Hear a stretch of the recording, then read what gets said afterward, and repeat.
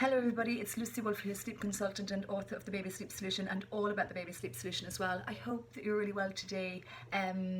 Already been a busy week, it's only Tuesday, and loads of interest from you guys about early rising that I posted a video on yesterday, where I also talked about the final feed being separate to sleep at bedtime, and there's a grid post on this as well, but I guess I always like to explain it to you a little bit better, and I think I can normally do that in a video because it's a big piece of information about moving the final feed out of the context of sleep when your child is over 6 months of age, and if you are struggling in any element of your child's sleep profile, be that waking overnight, long wake periods, early rising, and short naps and resistance to naps.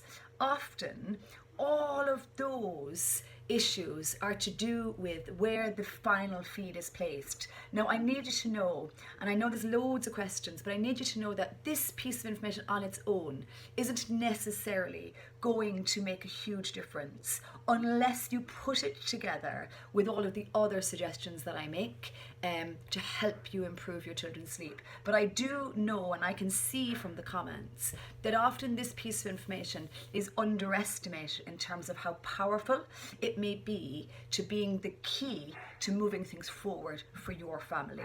And when I talk about feeds, I'm talking about milk feeds, boob feeds, drinks of water, cups of water, as being an undermining influence in how your child achieves and maintains their sleep. Now, if you're feeding your baby close to sleep time and that's what they like and it works for you, then change nothing, because that suits you. But if it's a thing you've been struggling with, any element of your children's sleep, then I would heartily recommend that you make this distance. And again, I know there's a little bit of confusion. It's 45 minutes between finishing the feed and aiming to be asleep. You can probably hear my little dog barking here at the moment because he's got no respect for video making.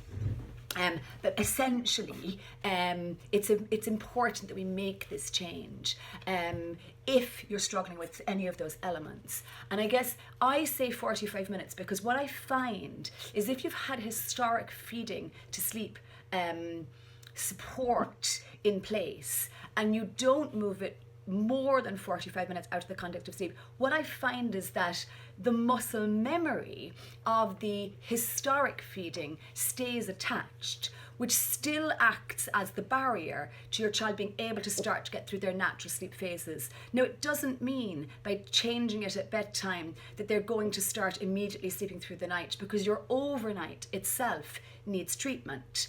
But what it really means is that for those of you who've tried to maybe night wean and really struggled, it's because the muscle memory at the bedtime isn't removed enough to allow the sleep ability at bedtime become stronger, which then allows and opens up the channels for your child to be able to process higher level changes in the overnight period and in that early morning segment as well.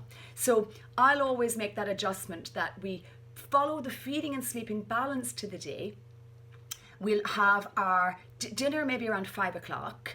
I offer the last feed maybe between 6:15 and 6:15, and I give loads of opportunity for that feed to happen. But downstairs, lights on, day clothes, nothing to do with sleep. And then I do your bath if you're doing one, and you don't necessarily need to be doing one. But then you're going to do your bedtime routine, and we definitely want a bedtime routine. Your bedtime routine is in the bedroom. The child is going to sleep in, ideally starting maybe around 6:30 as your beginning, and that you spend 20 minutes of lovely engaged and connected time with your baby before you pop them into their cot or their bed. And then if they need support, you'll begin using the stay and support approach. And I keep saying it, but I'm going to say it again. If you're doing the stay and support approach, it's really important that you move through the stages, because otherwise you'll replace what you were doing with patting and shushing and everything else in between. So it's very much a staged based process that you then need to put into place. And then of course you can work through the overnight sleep segment and the early morning segment as well. And then of course I obviously see that the early rising and the nap dynamic is very much interlinked, that if your baby is awake early, then you do struggle with moving your naps later. But that is an important part of the changes and the adjustments that you're trying to make. I know not all of you have the second book, but the second book is designed to refine what you are doing.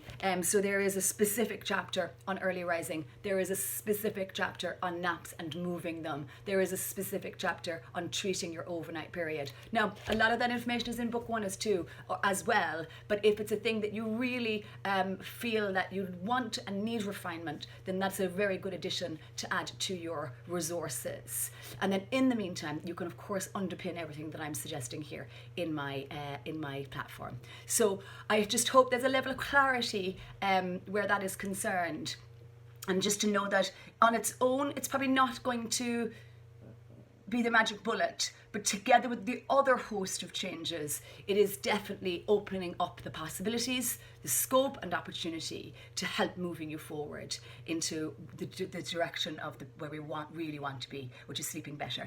So I hope that's helpful, and I look forward to seeing you here again soon.